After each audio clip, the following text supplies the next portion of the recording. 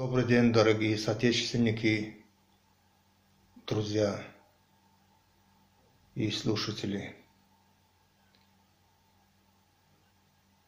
В последнее время мировая политика штормила до такой степени, что волны зла и демократии бились друг об друга. И, наконец-то,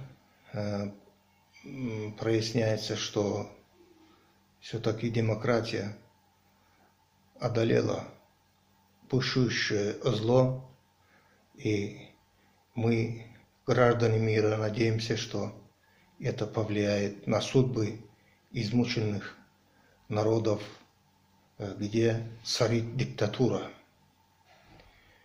Связано ли с этими событиями, туркменская диктатура? Конечно, связана. Туркменская диктатура подпитывает свои корни из крупных диктаторских режимов. При поддержке их в Туркменистане существует 30-летняя диктатура, которая уничтожает народное жилье, частную собственность, преследует граждан, нет свободы слова, люди пропадают, политзаключенные в тюрьмах Туркменистана. Если бы туркменский режим не был связан могущественными диктаторскими режимами другими, то один Бердымухамедов бы ничего не сделал против народа. Поскольку это происходит, Бердымухамедов враг народа. Если он уничтожил народа жилье, будущее, оставил без работы, оставил без средств на содержание, кто еще может хуже, чем такой диктатор? Этот диктатор враг народа. Вот. И пришло время, обращать внимание на его действия, на его заработанные миллиарды долларов незаконным путем, ограбив туркменскую казну. Вот. Пришло время оценить действия туркменского диктатора и помочь туркменскому народу обрести свободу. Мы надеемся на это. Мы, Туркменский альянс сил сопротивления Туркмен-Херекет, постоянно находимся, постоянно в контакте с другими политиками, с тем, чтобы помочь нашему народу. Да, мы это не афишируем. Я не блогер, я занимаюсь политикой, я бывший политзаключенный. Ныне лидер Ассоциации Демократическое движение Туркмен-Херекет, который зарегистрировано 5 октября 2014 года в Германии. Вот, уважаемые соотечественники и друзья, дальнейший, разговор пойдет на туркменском языке. Это обращение нашему народу, обращение силовым структурам туркменского режима. Пожалуйста, приглашаю вас послушать эту тему, которая называется «Туркменистан диктаторun yolu halkın yolu bilen bilemidir». Türkmenistan'a hakimiyetin alıp barayan yolu halk yolundan ayrıdır. Çünkü siz bilirsiniz, Türkmenistan prezidentlerinin ikisi de üyelerden olup çıktı.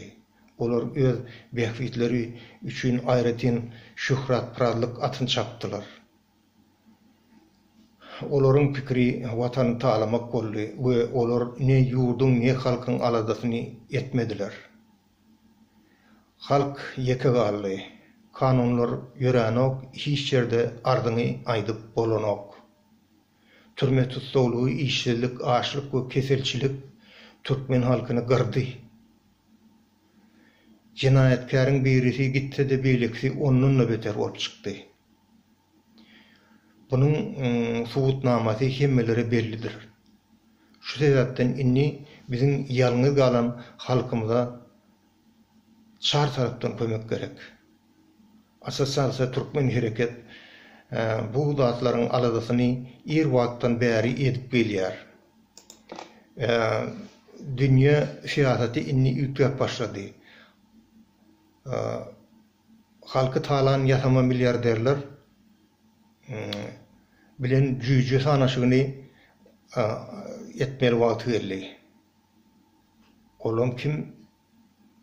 Türkmenistan'ın 2 milyarderi Berdimuhammedow. Sen halipa jüýje sanaşmaly wagtyň geldi. Şonun üçin Birleşen Türkmen Hereket agzalarynyň adyndan Türkmen halkymyza we organ işgärlerine ýüzlenýär adamlar inni oýlanmanyň wagty geldi. Şu videonu görenlerden haýyş edýärim.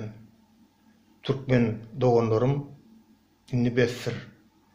Ýaş ýigitler we edermen ýaşullar biz bir çukura tükürelim.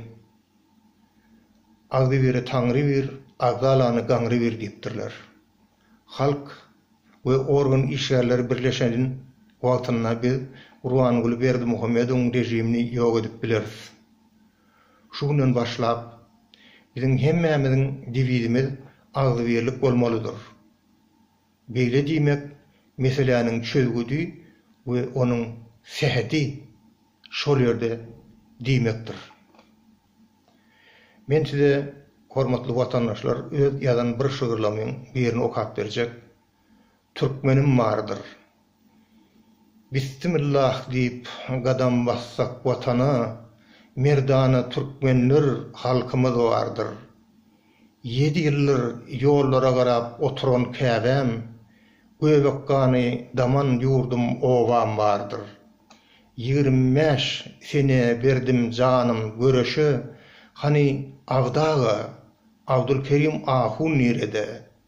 Näçe mertler galli yetti odan depede, zulümde sığınmadık mert Türkmenim bardyr.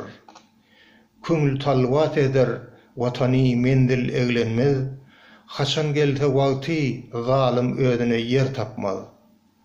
Muhammed doganlar umman eglenmez, Tanrıdan hakikat Türkmene adalet bardyr.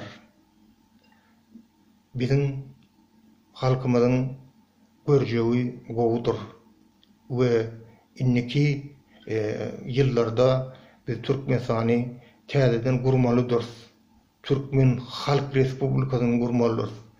Türk Halk Respublikasy diýmek bütün aşaky işler çağsy sohbetine halkyň bolmalydyr. Şoň badasyna ekonomik angalyrmaly. O te tok getekden başlap soňuna kadar şol halkyň eline bolmaly we halk bilen hökümet aragatnaşygyny sağlamaly. Mesele diýeli halkyň çykaran önümimi, halkyň öndüren önümimi, satýan önümimi onu alyp wagtyna ona pulun töläp halky horlaman, ýaşatman ýoluny gurmalydyr täze Türkmen häkimeti. Ol Türkmen häkimeti halka gulluk etmelidir. Şoň üçin hem Türkmen häkimeti halk bilen ýürýän ýoly bir bolmalydyr. Ana buňa Türkmen Halk Respublikasy diýilýär adamlar. Biz şo ýola düşmelidir. Şonda biz horlanmaz adamlar. Inni men size bir saat çalıp berjek. Haraýym dönni.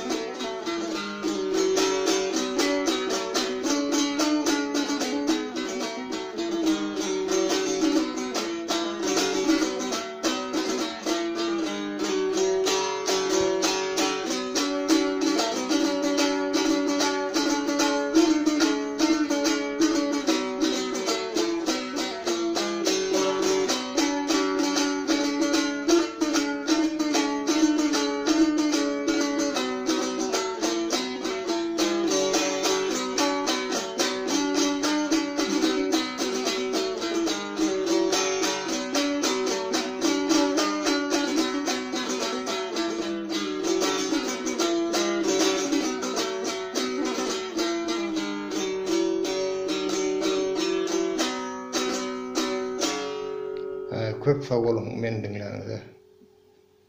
Inniki bunlara şenli görüşýänçak, emmeňe jan saglyk üstünlik arzu edýän hormatly watandaşlar.